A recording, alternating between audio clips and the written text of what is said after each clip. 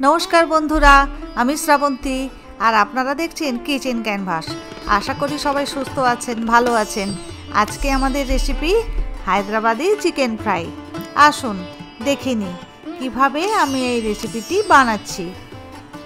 এই রেসিপিটি বানানোর জন্য প্রথমেই আমাদের একটি ড্রাই রোস্টেড মশলার মিশ্রণ তৈরি করে নিতে হবে।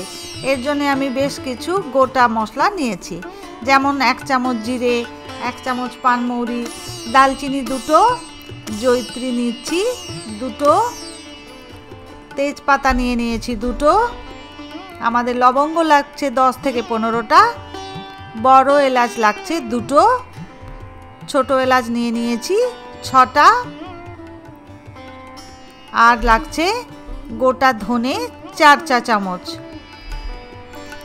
নিয়ে নিয়েছি গোলমরিচ 1 চা চামচ, আর লাল লঙ্কা নিয়েছি দুটো। আর এখানে স্টার অ্যানিসটা আমি পরে যোগ করে দিয়েছি, স্টার অ্যানিস লাগছে একটা। আমি এবারে একটা কড়াই বসিয়ে দিয়ে সমস্ত মশলাগুলো কড়াইয়ের ওপরে দিয়ে দিচ্ছি, আর ছড়িয়ে দিচ্ছি বেশ কিছুটা নুন, যাতে আমার এই মশলাটা সহজেই ড্রাই রোস্টেড হয়ে যায়। এই সমস্ত কিছুকে আমি বেশ কিছুক্ষণ নাড়াচাড়া করে নেব। যখন একটা সুন্দর সুগন্ধ আসতে শুরু করবে তখন এটাকে নামিয়ে নিচ্ছি। খুব বেশি কড়া করে ভাজার দরকার নেই, একটা বাটিতে নামিয়ে ঠান্ডা করার জন্য রেখে দিচ্ছি। এবার একটা কড়াই বসিয়ে দিয়েছি, তাতে পর্যাপ্ত পরিমাণ তেল নিয়ে নিয়েছি। আমি এখানে 3টে পেঁয়াজ স্লাইস করে কেটে নিয়েছি। এই পেঁয়াজগুলো তেলের ওপরে ছেড়ে দিয়ে আমি বেরেস্তা বানিয়ে নেব। পেঁয়াজটাকে আমি প্রথমে একটু হালকা নুন দিয়ে বেশ কিছুক্ষণ মাখিয়ে রেখেছিলাম, যাতে এটা থেকে কিছুটা জল বেরিয়ে যায়, তাতে আমার পেঁয়াজটা অনেক তাড়াতাড়ি ভাজা হয়ে যাবে। আমি পেঁয়াজটা ছেড়ে দিয়েছি, অনবরত নাড়তে থাকছি। দেখুন পেঁয়াজটা আমার সোনালি রং ধরতে শুরু করে দিয়েছে। এই পর্যায়ে আপনারা এসে গ্যাসের ফ্লেমটা বন্ধ করে দেবেন, নইলে পেঁয়াজটা একদম পুড়ে যাবে। তবুও দেখুন আমি বন্ধ করে দিয়েছি, তবুও নামাতে নামাতে বেশ কিছুটা ডার্ক হয়ে গেল রংটা। এটা না হয় বাঞ্ছনীয়। আমি এবারে একটা প্লেটে একটা পেপার টাওয়েল নিয়েছি, তার উপরে এই বেরেস্তাটা তুলে নিচ্ছি। আর তুলে নেওয়ার পরে এই পেঁয়াজটাকে আপনারা হাত দিয়ে একটু স্প্রেড করে দেবেন, তাহলে এটা তাড়াতাড়ি ঠান্ডা হয়ে গিয়ে খুব মচমচে হয়ে যাবে। এরপরে আমার যে মশলাটা রেডি করা ছিল ড্রাই রোস্টেড, সেটাও ঠান্ডা হয়ে গিয়েছে। আমি একটা মিক্সির বাটিতে সেটাকে গুঁড়ো করে নিয়েছি। এরপরে দেখুন একটা বাটিতে আমি 1 কিলো চিকেন ধুয়ে পরিষ্কার করে নিয়েছি। এরপরে তাতে মিশিয়ে দিচ্ছি 4 চামচ ফেটানো দই। দইটা আপনারা ভালো করে আগে ফেটিয়ে নেবেন, তবেই যোগ করবেন। যোগ করে দিয়েছি কাশ্মীরি লাল লঙ্কার গুঁড়ো 2 চামচ, দিয়ে দিচ্ছি জিরে গুঁড়ো 2 চামচ, ধনে গুঁড়ো নিয়ে নিয়েছি 2 টেবিল চামচ।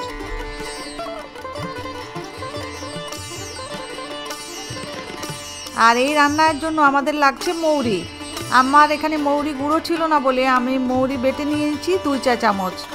এরপরে যোগ করে দিয়েছি নুন। আমরা যে ড্রাই রোস্টেড মশলাটা রেডি করেছিলাম সেখান থেকে নিয়ে নিয়েছি 2 টেবিল চামচ।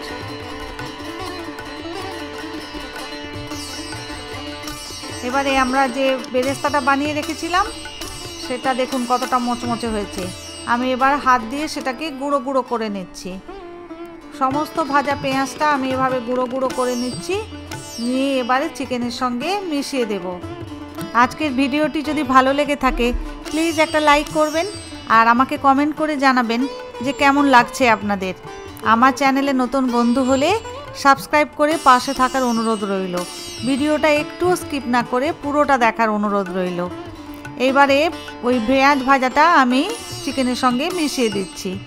আমি এখানে একটা মিডিয়াম সাইজের পেঁয়াজ আর 4টে কাঁচা লঙ্কা ছোট ছোট করে কেটে কুচিয়ে রেখেছিলাম। এরপরে এই চিকেনের সঙ্গে সেই পেঁয়াজ কুচানো আর কাঁচা লঙ্কা কুচানোটা যোগ করে দিচ্ছি। এবারে সমস্ত কিছুকে হাত দিয়ে ভালো করে মেখে নেব।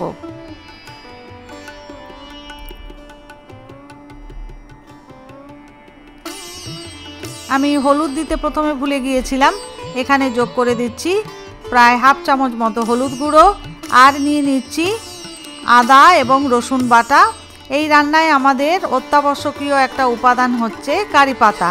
আমি এখানে 3টে কারি পাতা ছোট ছোট টুকরো করে কেটে নিয়েছি। এবারে কেটে রাখা কারি পাতা চিকেনের সঙ্গে ভালোভাবে মিশিয়ে নিচ্ছি। এবার এই চিকেনটাকে আমি ম্যারিনেশনের জন্য রেখে দেব অন্ততপক্ষে আধ ঘন্টা। চিকেন ম্যারিনেশনের জন্য আপনারা যত বেশি সময় রাখতে পারবেন চিকেনটা তত বেশি সফট, জুসি আর খুব টেস্টি হয়। যাই হোক, আমি একটা কড়াই বসিয়ে দিয়েছি। কড়াইয়ে নিয়ে নিয়েছি 2 টেবিল চামচ তেল। আমি এখানে সাদা তেল ব্যবহার করছি। আর দিয়ে দিচ্ছি 4টে ছোটো এলাচ। ছোটো এলাচগুলোকে আমি একটু ফাটিয়ে ফাটিয়ে দিচ্ছি যাতে ভেতরের দানাগুলো বেরিয়ে এসে ফ্লেভারটা তরকারিতে অ্যাড হয়ে যায়। আর দিয়ে দিচ্ছি ছোট 2টো দালচিনির টুকরো, দিয়ে দিচ্ছি 1 চিমটি মৌরি,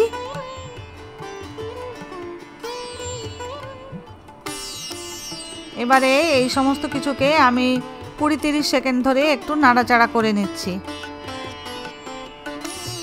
এরপরে যোগ করে দেব ম্যারিনেট করে রাখা চিকেনটা একবার এইভাবে বানিয়ে দেখবেন, অসাধারণ টেস্ট হয়।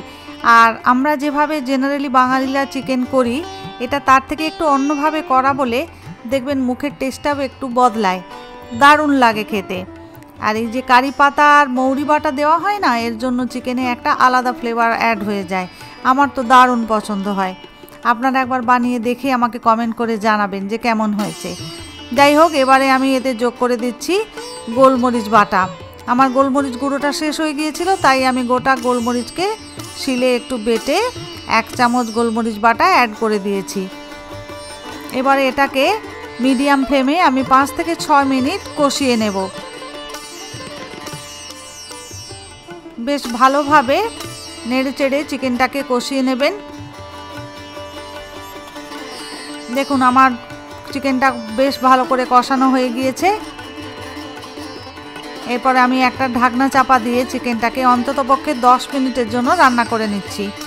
মাঝে মাঝে কিন্তু ঢাকনা খুলে খুলে চিকেনটাকে একটু নেড়ে দেবেন, নইলে তলায় হয়তো ধরে যেতে পারে। 10 মিনিট বাদে ফিরে এলাম। এখন ওপর থেকে আরও কিছু কারি পাতা কুচনো অ্যাড করে দিচ্ছি। কারি পাতা এবং ধনে পাতা দুটোই আপনারা অ্যাড করে দিতে পারেন। আর দিয়ে দিচ্ছি কয়েকটা চেরা কাঁচা লঙ্কা।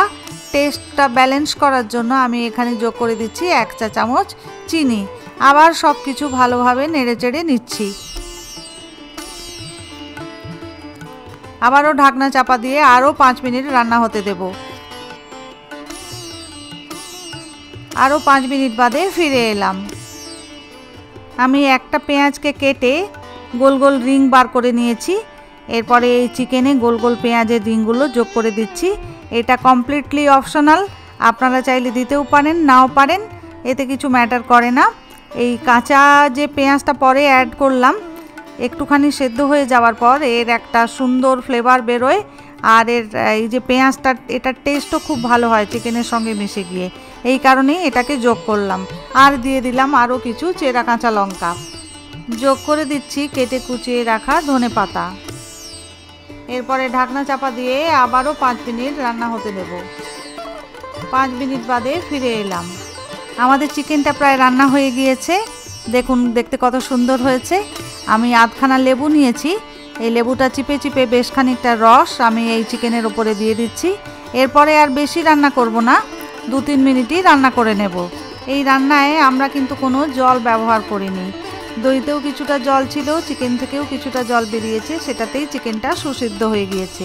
এবারে খুন্তি দিয়ে ভালো করে নেড়ে লেবুর রসটা পুরো চিকেনের সঙ্গে ভালো করে মিশিয়ে নিলাম। আরও 2 মিনিট রান্না করে নিয়েছি। তারপরে গ্যাসের ফ্লেমটা বন্ধ করে এটাকে স্ট্যান্ডিংয়ে রেখে দিয়েছিলাম 5 মিনিট। 5 মিনিট বাদে ফিরে এলাম। দেখুন চিকেনটা অসাধারণ দেখতে হয়েছে আর খেতেও হয়েছে দুর্দান্ত। সবাই একবার বানিয়ে দেখবেন। আজ তাহলে এই পর্যন্তই। সবাইকে ধন্যবাদ।